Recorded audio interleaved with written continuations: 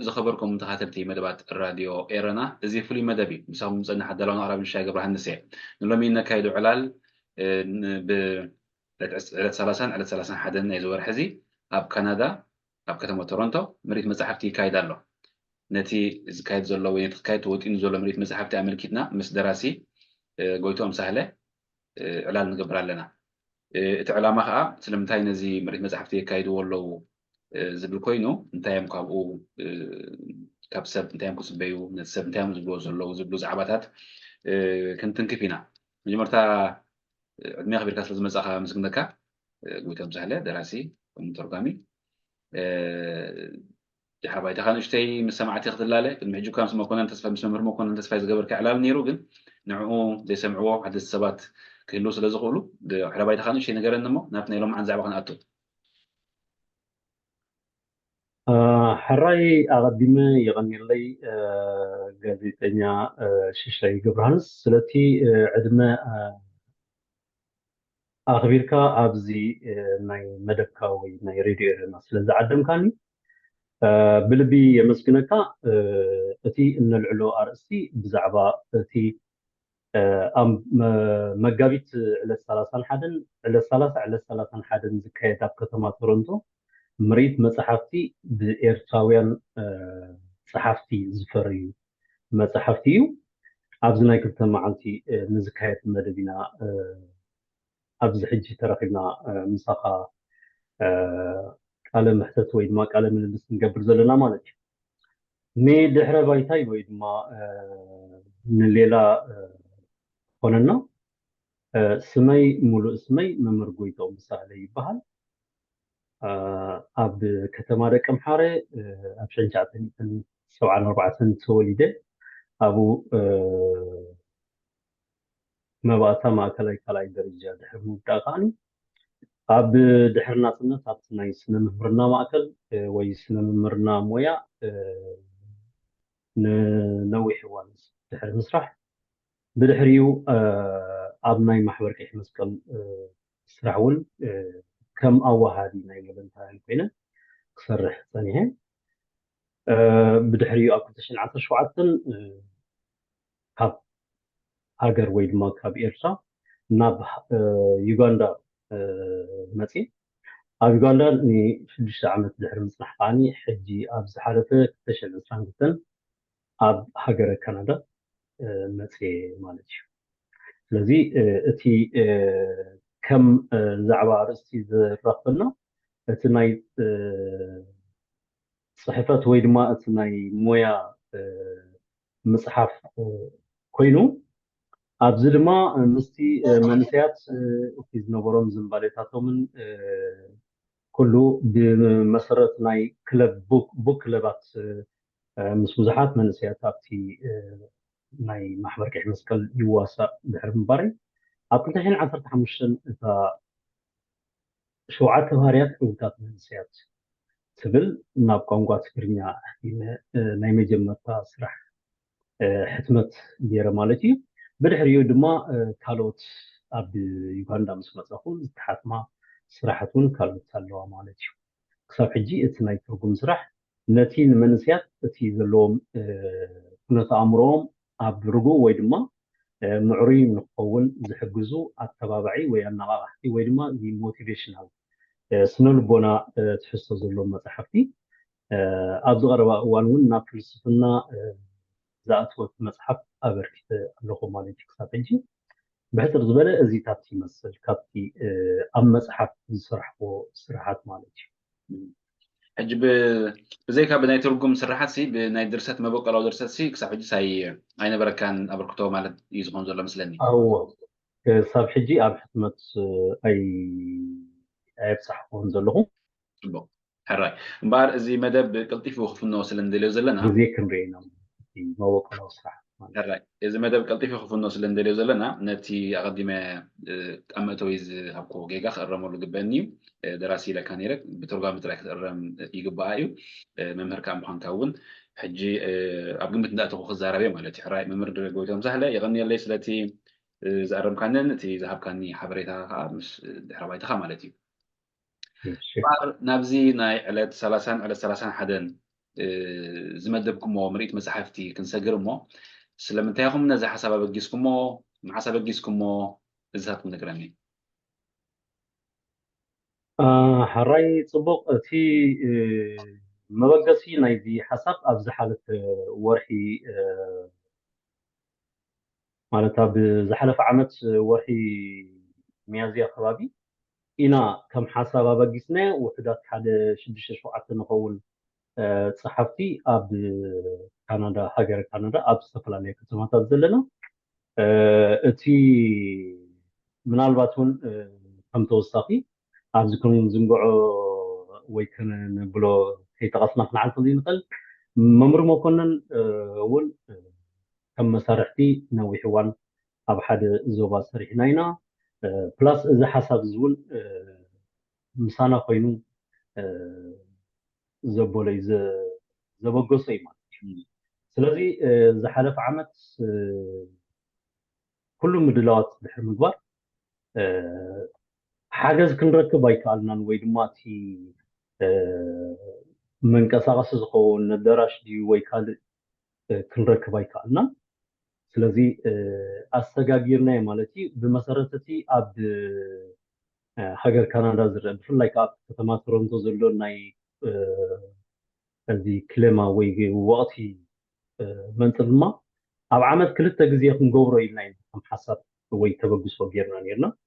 ኣብቲ ናይ ዊንተር ኣብ ኣዳራሽ እንደገና ኣብቲ ናይ ሳመር ድማ ኣብ ክፉት ቦታ ከምኡ ናይ ባዛር ገለ ምርኢታት ስለ ዝካየድ ኣብኡ ድማ ከምኡ ዓይነት ተሳትፎ ክህልወና ኢልና ተበግሶ ጌርና ለብዘበን ግን በቃ ብዘለና ዓቕሚ ባዕልና እቶም ፀሓፍቲ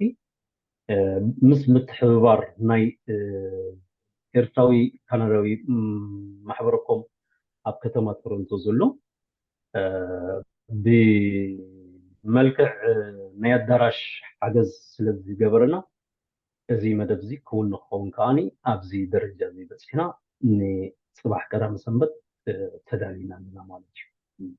ፅቡቅ ናብቲ ክተቕርብዎ መዲብኩሞ ዘለኹም ዓይነት መፅሓፍቲ ምስ ንሰገር ዋላ እኳ ብዝርዝር እዚኣን እዚኣ እንተዘይበልካኒ ከም ጡርንፋት ወይ ከም ፓኬጅ ግን እንታይ እዮም እዞም ሒዝኩሞም ዘለኹም መፅሓፍቲ ብኦም ጌርኩም ከንታይ ኢኹም ክትብሉ ደልዩ ዘለኹም ኦኬ ፅቡቅ ቅድሚ ናብቲ ዝርዝር ክስታይ ምሕላፈይ ዕላማ ወይ ድማ እቲ ቀንዲ ዕላማ ናይዚ ክስታይ ናይ ንባብ ልምዲ ኣብቶም ኤርትራዊ ሕብረተሰብ ይኹን ኣብቶም ንኣሽቱ ወለዶ ንክስስን እዩ እቲ ቀንዲ እቲ ቴማ ድማ ንባብ ንህንፀት ንቑሕ ሕብረተሰብ ኣብ ትሕቲ ዝብል ኢና እነብዕሎ ዘለና ማለት እዩ ወይ ድማ ቡክ ፎር ኤ ቤተር ፊቸር በቲ ናይ ቋንቋ እንግሊዝ ማለት እዩ ስለዚ ከም መሰረቱ ድማ መፅሓፍቲ ሂወት ናይ ደቂ ሰባት ስለ ዝቕይሩ ብቐንዱ ኣብ ሕብረተሰብ ብፍላይ ድማ ኣብ ሂወት ናይ ውልቀ ሰባት እውን ብዙሕ ኣበርክቶ ወይ ድማ ብዙሕ ደፋኢ ሓይሊ ናይ ኣመለኻኽታ ይኹን ናይ ኣተሓሳስባ ለውጢ ናይ ምግባር ብቕዓትን ሓይልን ፀጋን ስለ ዘለዎም ነዚኦም ተጠቒምካ ነቲ ሕብረተሰብ ብፍላይ ከዓ ኣብቲ ናይ ንባብ ህንፀት ንንቑሕ ሕብረተሰብ ኣብ ትሕቲ ዝብል ቴማ ጌርና ክውን ጌርናዮ ኣለና ማለት እዩ ኣብ ቀዳሚ ሰንበት ከዓኒ ንኩሉ ኤርትራዊ ሕብረተሰብ ክፉት ኮይኑ ንረኽቦ ማለት እዩ ናብቲ ዝርዝር ምስ ንመፅእ ንኩሉ ናይ ኤርትራዊ ሕብረተሰብ ኣብ ባህሉ ታሪኹ ቋንቋ ዝጠቅስ ከምኡውን እዚ እውን ዝኮን ዘሎ ኣብ ስደት ብምዃኑ ኤርትራዊ ሕብረተሰብ ኣብ ስደት እንታይ ብድሆታት ኣለዎ ብፍላይ ኣብ ምዕባይ ቆልዑ ወይ ድማ ኣብ ሂወት ናይ ማሕበራዊ ሂወት ብፍላይ ኣብ ሓዳር ንዘጋጥሙ ወይ ጥዕናዊ ፀገማት ካልእ ናይ ቋንቋ ይኹን ናይ እቲ ኣወንታዊ ኣጠቃቅማ ናይቲ ሶሻል ሚድያ ወይ ድማ እዚ መርበብ ሓበሬታ እውን ነዚታት እኩል ዝኾነ ሓበሬታታት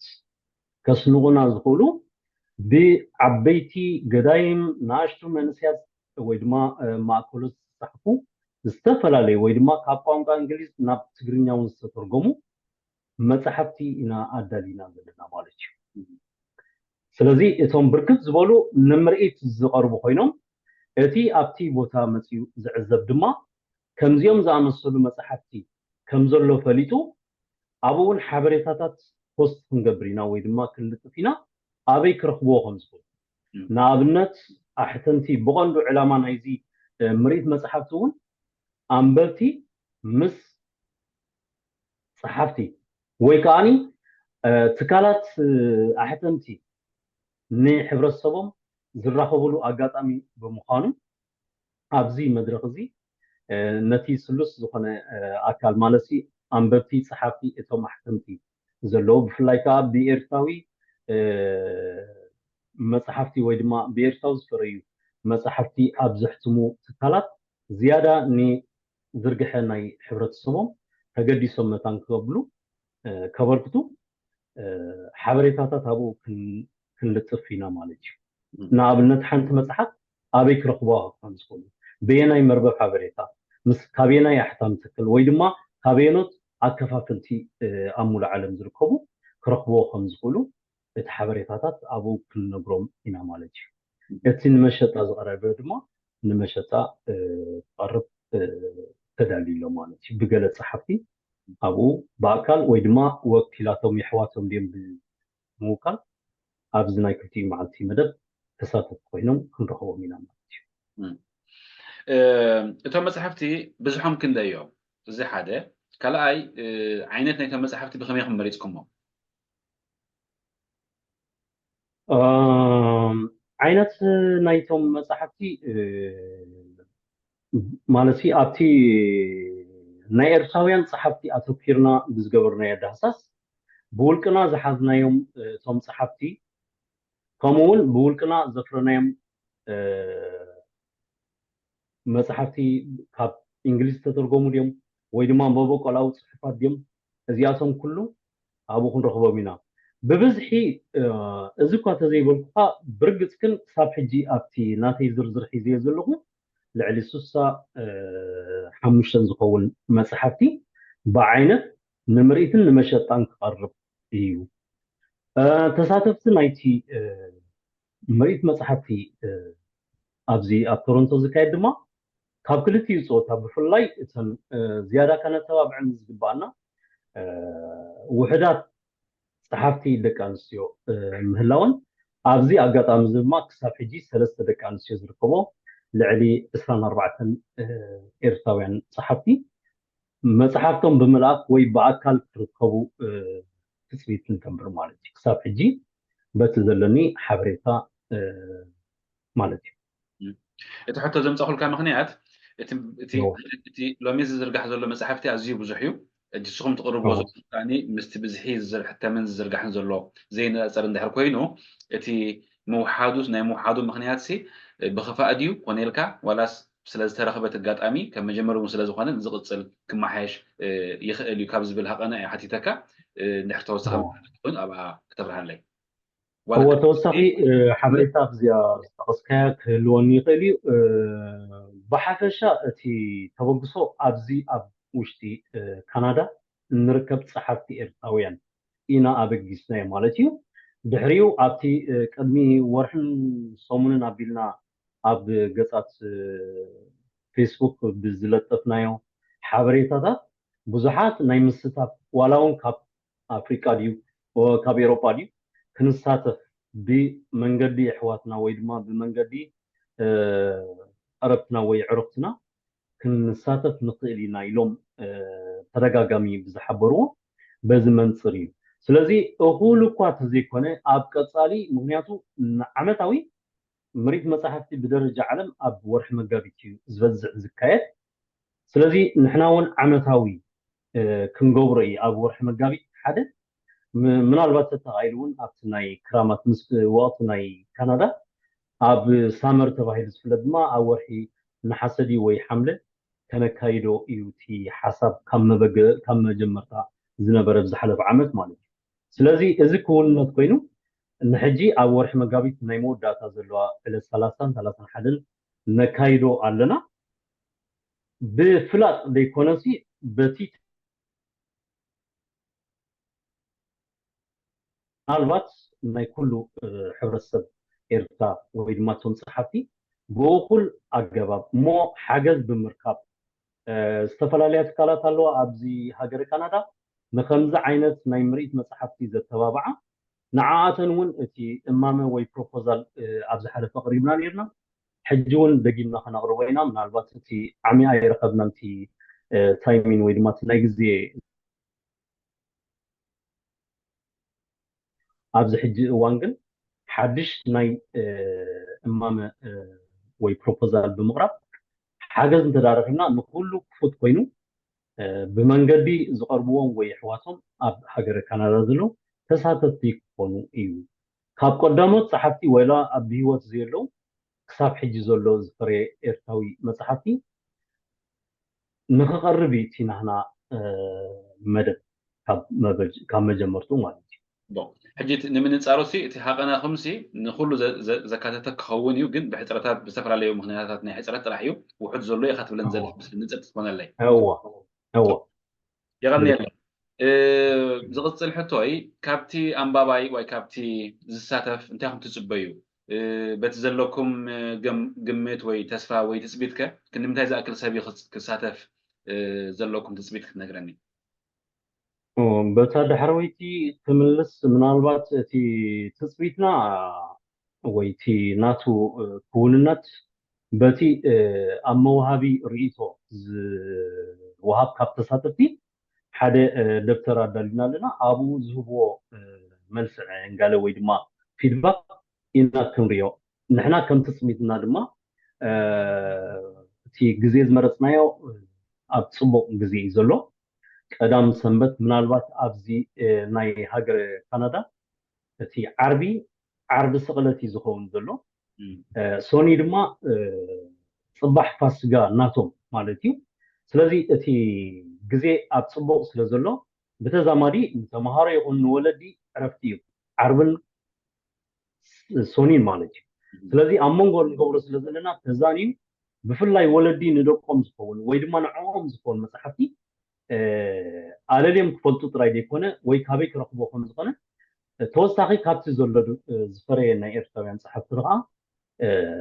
ተጠቀምቲ ክኾኑ ወይ ክገዝኡ በዛ ኣጋጣሚ ከነመሓላልፈሎም ንኽእል ማለት እቲ መልእኽቲ ስለዚ ኣብ ፅቡቅ ግዜ ዝተመደበ ብምዃኑ ኩሎም ክሳተፍዎ ብፍላይ ኣብ ከተማ ቶሮንቶ ዓብይ ከተማ እዩ ስለዚ ብብዝሒ በፃሕቲ تسميت لنا مالك بفلاي كولدن منسيات طبعا حجنا زي تقبروا زلهم سناي تبغصو زي حجزكم أكل لدو منقستاو خون خيل زي منقستاو خون خيل وساعتها كمية تشوفنوا مانيناتكم أبز أكل أبز قد دايزي كم مشاعر تقينوا أبرك تزقبر زلوا ده هذا أني كالوت كاب كندا كاب تورنتو وزاي أب كالك كتما خو قبروا خينهم ك انتي أجابات خطلوا لهم سناي زخوانه ويكاني تصفوا زخوانه سرح مثلا كسرحوا ፅቡቅ ሕፀይ ምናልባት እቲ ክውንነት ናይዚ ኣብዚ ዓመት እናካይዶ ዘለና ብተበግሶ ናይቶም ፀሓፍቲ እዩ ብፍላይ ኣብዚ ልዑል ምስጋና ክገብረሎም ዝኽእል ነቶም ነዚ ክውንነት ክገብሩ ዝኽኣሉ ከም ኣሕዋት ፀሓፍቲ ኢንጂነር ኣማን ተኸስተ ሳሙኤል ዕቑባይ ከምኡውን መምህር መኮነን ተስፋይ ሓፍትና ሳራ በላይ እዚኣቶም ዘይሕለል ናይ ሓሳባት ብምልውዋጥ ኣብዚ ደረጃ እዚ ከነብፅሖ ክኢልና ኣለና ለብዘበን ዝሕግዘና ዝኾነ ትካል ሳይለን ብቐንዱ ግን ንሕና ከም ሓደ ዘይ መንግስታዊ ወይ ድማ ናይ ብሕቲ ትካል ዘይኮነሲ ከምዚ ናን ፕሮፊት ዝኾነ ማሕበር ጌርና ሓገዛት ካብ መንግስታዊ ኣካላት ንከምዚ ዘተባብዑ ብዙሓት ትካላት ክሳብ 5-6 ዝኣኽሉ ኣብ ካናዳ ስለ ዘለዉ ንቐፃሊ እዚ ከምዚ ከም ንጥፈት ጌርና ካልእ እውን ብመልክዕ ከምዚ መፅሄት ብምድላው እቲ ክንረክቦ ንኽእል ሓገዛት ንቐፃሊ ክንረክቦ ተስፍዋት ወይ ድማ ዓብይ ተስፋ ኣለና ብቐንዱ ግን ኣብዚ ብውልቃዊ ተሳትፎ ናይዞም ፀሓፍቲ ዝተበገሰ ወይ ናብ ክውንነት ዝቐረበ እዩ ብምትሕባር ናይቲ ኤርትራዊ ማሕበረኮም ኣብ ቶሮንቶ ዘሎ ድማ ኤርትራን ካናዳን ኮሚኒቲ ሰንተር እዚ ድማ ናይ ኣዳራሽ ብነፃ ክንጥቀመሉ ስለ ዘፍቀደልና ለብዘበን ወይ ኣብ 2024 ክውን ጌርና ንዕለት 30-31 ከነቃንዖ ኢና እቲ ናይ ምርኢት መፅሓፍቲ ኢልናዮ ዘለና እዚ መበገሲ ኮይኑ ንቐፃሊ ግን ሓገዛት እንተዳረኺና ብሰፊሑ ብዝተፈላለየ ንጥፈታት ከምቲ ኣብቲ እማመ ዘቕረብናዮ ወለዲ ደቆም ሒዞም ክመፁ ከለዉ እውን ኣብቲ ባይታ ወይ ኣብቲ ኣዳራሽ ወይ ኣብ ካልእ ምስኡ ዝኸይድ ንጥፈታት ንቆልዑ ይኹን ንወለዲ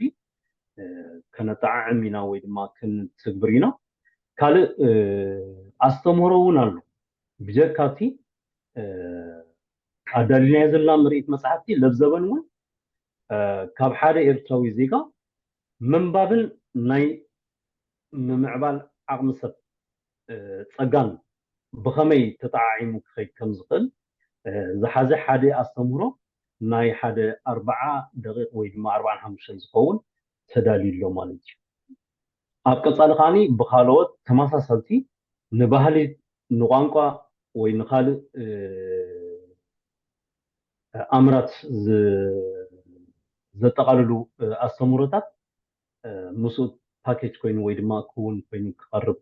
እዩ ማለት እዩ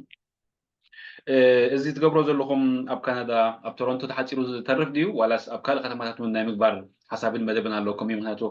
ኣብቲ ዓለት ንሳን ኣብ ካናዳ ኣብ ቶሮንቶ ክመፅእ ዘይከኣለ ብዝተፈላለዩ ምክንያታት ንስኹም ከይድኩም ነቲ ምርኢት ናይ መፅሓፍቲ ንምዝርግሑን ተሳታፍነት ከዓ ንምዕባይን ሓሳብ ኣለኩም ዶ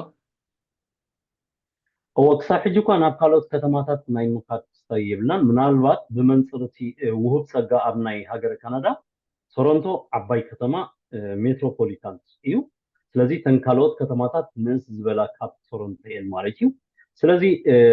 ዓመታዊ ኣብ ቶሮንቶ እዩ ዝካየድ ዓበይቲ ምርኢት መፅሓፍቲ ናይ ሃገረ ካናዳ ንባዕሉ ንገዛ ርሱ ማለት እዩ ስለዚ ናብ ካልኦት ከተማታት ክንከይድ መደብ እኳ ክሳብ ሕጂ ርጉፅ እንተዘየለ ግን ዓመታዊ ነዚ ኣብ ቶሮንቶ እንዳካየድና ተሳታፍነት ከዓኒ ብመንፅሩ ኣብቲ ናይ ወቅቲ ሳመር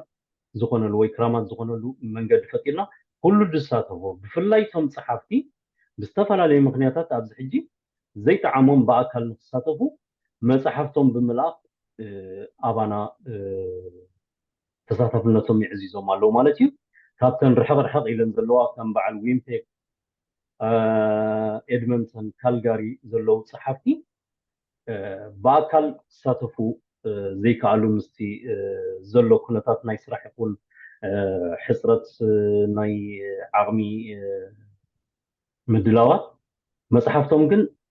ናባና ሰዲዶም ብፍላይ ከዓኒ ይሕዋቶም ድዮም ወይ ድማ መቕርቦም ኣብዚ ዘለዉ ምሳና ተሳቲፎም ክውዕሉ ወዲኦም ኣለዉ ማለት እዩ ስለዚ ከምዚ ይመስል ፅቡቅ ሕጂ ብውልቂ ክሓተካ እየ እንታይ ስማዕከ ንዓኻ ፀሓፋይ እዚ ኦፍኮርስ ፀሓፋይ ኢኻ ተርጓማይ ኢኻ ኩሉ ሓደ ስለ ዝኾነ ከምዚ ዓይነት ተበግሶ ወሲድኩም ናብ ከምዚ ዓይነት ንጥፈታት ክትኣትዉ ምኽኣልኩም ንዓኻ ብውልቂ እንታይ ስማዓካ ምክንያቱ መፅሓፍትኻ ኣብ ብዙሓት ቦታታት ኣብ ብዙሓት ናይ መፅሓፍቲ መሸጣ ዝርጉሓት እዮም ግን ሕጂ ብዝተወደበ መልክዕ ኣብ ሓደ ከተማ ኣብ ሓደ ሃገር ንመጀመርታ ግዜ ተገብሮ ስለ ዘለኹም ብውልቂ ንዓኻ ስማዓካ ስምዒት እንታይ እዩ هو كلنا مع بحال زتينا تصيف جبرنا أتي زعبي بصراحة ناي مصحفتي كتصحفهم ويدما كتصرحهم أيكونن تي أزي بداي مزرقهم مشاتهم يعني أبز ساعات زقا كمزي سورة ناي نبات تباهي زفلت حدش أبز حلفة قلت سلسة عمتات بزحات بيكسوين صحفتي زفريو ماليا زيبلهم ناي تركم سرح يكون ناي موبقلا سرح قريبهم اللو أبمول عالم بو منصر كاني كابتم وحدات أكفافلتي أب أوروبا يكون أب سمين أمريكا زنبرو ببزحي ولا بأفريقيا خيترتنا تي زرقحن ناي مكففال ويدما بدرجة أحسن تي تكالات كوينم النعبي رينا يمينا مالج سلازي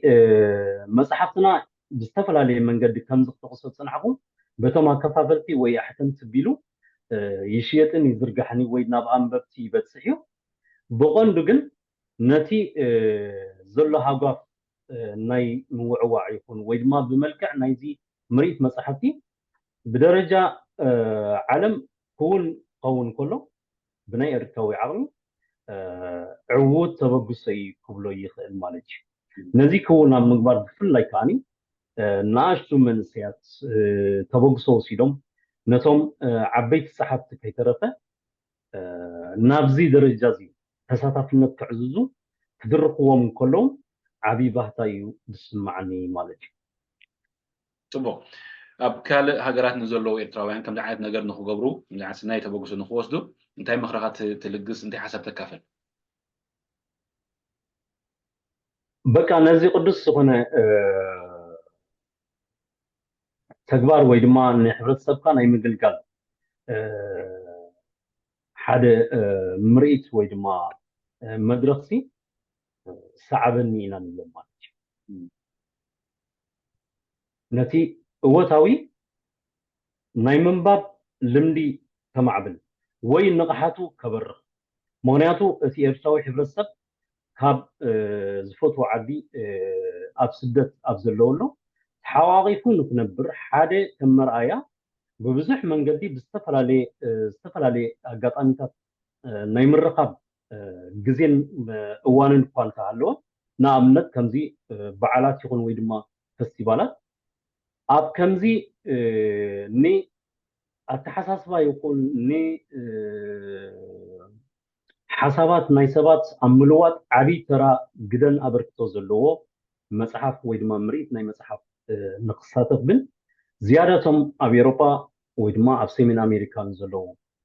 ኤርትራውያን ፀሓፍቲ ተወዲቦም ድማ ከምዚ ዓይነት ምርኢት ከካይዱ በዛ ኣጋጣሚ እዚ መልእኽትና ነመሓላልፍ ብሽም እቶም ኣሰናዳእቲ ናይዚ መደብ ወይ ኣዋሃርቲ ናይዚ መደብ ማለት እዩ ጽቡቕ እዚ መደብና ኣብ ካናዳ ዘለዉ ኮነ ካብ ካናዳ ወፃእ ስለ ዝሰምዑ እቶም ኣብ ካናዳ ዘለዉ ኣበይናይ ቦታ ከም ዝካየድ ሰዓት ክንደይ ከም ዝጅመር ሰዓት ክንደይ ከም ዝውዳእ بخمي جربنا بخم مصخم زلوا مجلس توسخي حبريت عن حيب كاتبون يرو مهنياتو كدميتي على نقبروا له زلنا مهنيات وين السويو سب متان كفلت امه كساتفنا يبستافو تقولاتنا عبينا ونقبروا زلنا زعلان زي እዚ بعينته فالما يزخونه ወይ ድማ ናይ መጀመርታ ዝኾነ ምሪት መጽሓፍቲ ብኤርትራውያን ጸሓፍቲ ዝፈረዩ ንዕለት 30-31 ቀዳምን ሰበትን ኣብ ከተማ ቶሮንቶ ኣብ ኣድራሻ ማለት እዩ 1655 ዳፍሪን ወይ ድማ ናይ ሴንት ክሌር ጃንክሽን ዘሎ ቦታ ኣብኡ ከም ዝካየድ ኣብቲ ናይ ማሕበረkom ኤርትራ ኣዳራሽ ኣብኡ ብምትሕባር ናይ ኤርትራዊ ማሕበረkom ኣብ ከተማ ቶሮንቶ ዘሎ ዝካየድ ብምዃኑ በዛ ኣጋጣሚ ድማ ነቲ ስለቲ ዝገበሩና ናይ ምትሕባር ተበግሶም ብልቢ ከነመስግኖም ይደሊ ማለት እዩ ስለዚ እታ ንፅርቲ ኣድራሻ 1655 ዳፍሪን ኮይና ካብ ሰዓት 10 ቀዳም ማለት እዩ ካብ ሰዓት 10 ክሳብ ሰዓት 6 ሰንበት ድማ ልክዕ ተመሳሳሊ ካብ ሰዓት 10 ክሳብ ሰዓት 3 ዘሎ ግዜ ኣብቲ ቦታ ክፉት ኮይኑ ንኩሉ ሕብረተሰብ ኤርትራ ክቃናዕ እቲ ምርኢት መፅሓፍቲ ማለት እዩ ጽቡቕ أنا بزنبرني مدب حدثاتي ودي له هو تمس توسخي كبهلا له تبلو دحر له خوين سمعك كابستر فقن ምናልባት ተወሳኺ ካብቲ ኣቐዲመ ዝሓበርኮ ኣብዚ ዝካየድ ምርኢት መፅሓፍቲ ዝተፈላለዩ ብኤርትራውያን ዝፈረዩ ብፍላይ ድማ ንባህልን ቋንቋን ወይ ድማ ንታሪክ ናይ ኤርትራዊ ሕብረተሰብ ዝገልፁ ብዙሓት መፅሓፍቲ ኣብኡ ንምርኢትን ገሊኡ ድማ ንመሸጣ ቀርቡ እዮም። ኣብነት ንምጥቃስ ምናልባት እዚ ኢንሳይክሎፔድያ ኤርትራ ብኢንጂነር ኣማን ተኸስተ ዝቀረበ ቀዳማይን ካልኣይን ኣብኡ ንምርኢት ዝቀረብ እዩ። ገሊኡ ድማ ንመሸጣ ኣሎ ማለት እዩ። ካብ ንታሪክ ካብ ዝገልፁ ናይ ሓው መንገሻ ሃብተ ኤርትራ ኣብ መቃን ታሪክ 3000 ዓመታት ዝብል መፅሓፍ እውን ክህሉ እዩ። ካልእ ኣብ ቀረባ እዋን ካብ ዝወፁ ዓበይቲ ፀሓፍቲ ካብ ዝፀሓፍዎም ናይ ፕሮፌሰር ጋይም ክብረኣብ መፅሓፍቲ ኣብኡ ክንረክብ ኢና። ከምኡውን ናይ መስፍን ሓጎስ ምስ ፕሮፌሰር ዓወት ዝተወልደ ወልደ ሚካኤል ዘቕረቦ ኣን ኣፍሪካን ሪቮሉሽን ሪክሌም ዝብል መፅሓፍ እውን ኣብኡ ክንረክብ ኢና። ካልእ ብፍላይ ንወለዲ ኣዝዮም ኣገደስቲ ካብ ዝኾኑ ኢለ ዝጠቕሶም ኣብቲ ናይ ሂወት ናይ ማሕበራዊ ሂወት ብፍላይ ከዓ ኣብ ሓዳር ኣተኪሮም ካብ ዝተፃሕፉ ወይ ድማ ካብ ዝተተርጎሙ ሓደ ናይ መንገሻ ሃብተ ሓደ ፍጥረት ኣብ ክልተ ዓለም ዝብል ኣሎ። ናይ ክፍለ ዮሃንስ ጎርደን ሰለስቲኡ መፅሓፍቲ ምልምማድ ምምልላእ ምክኣል ዝብል ኣሎ። ኣብዚ ቀረባ ግዜ ክውን ዝኾነት ሓንቲ ሓዳሽ መፅሓፍ እውን ተመርዐ ክትብል ብሓውና ባሲሎስ ካብ ዝቀረባ እዚ ኣብ ሓዳር ሂወት ዘሎ ኣዝዩ ኣገዳሲ ዝኾነ መፅሓፍቲ ኣሎ። ካልእ ብሓውና ተስተምረት صراحة أبناء تاريخ جن بجازتنا كم تجادل سارة بلايز حتمت أبتناتكم بيستري أني رمو أبزنا يجلس كيا أبكر لزي الله مسح أنا الله نابو كمتسي من الباسي بفولي حزي زلخو نايتن دكنسيو نعن متكاس أموداتا كابت تجورز دلوقي سلازي ناي حتنا سارة سلام صندوق الله أبو تداليا بعلاون بأكل مسانات ساتفيا ካልኦት ደቂ ኣንስትዮ ፀሓፍቲ ብፍላይ ከዓኒ ኣብ ቋንቋ ናይ ኣደ ንቆልዑት ካብ ፊደል መምሃሪ ኣትሒዝካ ክሳብቲ ዝለዓለ ሓሳባት ሙሉእ ሓሳባት ንክገብሩ ናይ ኣበባ ገረዝጌር መምራ ኣበባ ገረዝጌር ኣላ ናይ ገነት እውን ኣላ ካልኦት ፓኬጅ ዝኾነ እውን መብፃዓ ገይሮም ኣብኡ ክንርከብ ኢና ዝበሉና ንህፃናት ቆልዑ ኣገዳሲ ዝኾነ ኣሎ። ብተወሳኺ ናይ ሓውና ተስፋ ምህረት ገብረ መድህን ወይ ተስፋውን ድማ ሜላ ኣተዓባብያ ቆልዑ ካብ ስደት ከምኡውን ኣብ ዝቐረባ ግዜ ንኩነተ ኦቲዝም ዝምልከት ኣብቲ ኣድማስ ተስፋሎ ትብል መፅሓፍ ኣሎ። ካብዚ ሓሊፉ መፍትሒ ጥዕና ናይ በዓል ዶክተር ኣብርሃም ከምኡውን ድጊ ግፉዓት ገፃት ሓርነት ኩነቶ መሳሃራ ዝኣመሰሉ ብሓደሽቲ ወይ ድማ ንኣሽቱ ኤርትራውያን ፀሓፍቲ ካብ ዝተፃሕፉ ኣሎ። ካልእ ናይ መንገሻ ሃብተ መዘክር ወዲ ሃገረሰብ ይኹን ደቂ ፀሓይ ኣብ ምድሪ ናይ በረድ ዝብል ኣሎ። ናይ ፋርማሲስት መንግስቲ ተስፋይ እውን ኣብኡ ንምርኢት ካብ ዝቐርቡ እዮም። ናይ ዓንደ ብርሃን ወልደ ጊዮርጊስ መፅሓፍቲ ከምኡውን ናይ ተስፋ ማርያም ወልደ ማርያም ግጥምታት ኣዝዮም መልእኽቲ ዝህቡ እዮም። ካብቶም ናይ ግጥሚ መፅሓፍቲ ዘለውና ድማ ናይ ይርጋለም ፍስሓ፣ ናይ ግርማይ አብርሃም፣ ናይ ተስፋ ማርያም ወልደ ማርያም ካልኦት ፀሓፍቲ ወይ ገጠምቲ እውን ኣብኡ ክርከቡ እዮም። ኣብቲ ናይ ምርኢት ቦታ ተዳሊሎም ክርከቡ ምዃኖም የድፈልጥ። ብተወሳኺ ናይ ገለገለ ኣገደስቲ ዝበሃሉ ሰባት ንኣብነት ኣበይ ግርማይ ናይ ሙዚቃ بقعد زنبرم نعوم زملكت مصحف هي مسكر ناي إيوب ساتين أبزغر وقزي كون زخنت الله مالتي ناي ممر مكونن كاب صحفن مصحفتي سبن تابوتن كوكب سمين زبلاون الله ناي ممر أمين تكي تصفي ناي تقرنيا قانقا كمون حداش أبزغر وقزي تتحتم كزرقح ممراتات قبرلا محزل عدت بالون ناي فساي ود بوليس ناي تقرنيا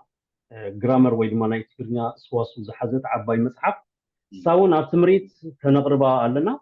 قال ني ولدتات ناي كستاي زغرت ناي ماسن ملكسن ويدما سنسلت تاريخ ولدتات ناي حزبيرتا ازيتات زامسلو مصحفتي ابو كركوب يوم نمريت ማለት صبح أقدس زخون مسحفتيهم ناب مرئيت تقربوا مزلهم بقولكم ون قال خباتهم من مشت قربات مخانم تنقرن سنيحك أنا سلك خان سلتي تبقى شمولو زلهم إعلامان أزي كبرن مسكانا لني زبرن حتى تودي له درسات والسهر يتبع تقينه ويلا بوا سمعك أزي قينه نود سلتي عدمه جيركا أبزي مدبكا سلزة عدمكاني نعاقا بالبي يمسكنكا بشم أواهارتي ويدما أستناداتي نايزي مريت مسحات دما كبرت يهابلنا تنبلكان دلي ملغتي نقولو فلاي أبكتما تورنتو نزركو إرتاوي حبرت سب فلاي ولدي منسيات أبتي علت أبزي بوتازي ترخيبهم تي زلو مصحفتي كقادسو ወይ ድማ ንምሪት ተዓዚቦም ንቐጻሊ ድማ ካብ ዘለዎ ቦታታት ወይ ድማ መርበብ ሓበሬታ ዓዲጎም ናይ ምንባብ ልምዲ ከማዕብሉ ወይ ድማ እቲ ኣብ ሕብረተሰብ ንቕሓቶም ዘበርኽሉ መንገዲ ብመንገዲ ምንባብ ክሳብ ዝኾነ ጽቡቕ ፍቕሪ ምስ መጽሓፍ ንኽህልዎም በዚ ኣጋጣሚ እዚ መልእኽትና ብስም ኣዋሃርቲ መደብ የመሓላልፍ ማለት እዩ የቐኒለይ ስለተፀናሐና ግዜ أنا وني غني لي كبرت هابلي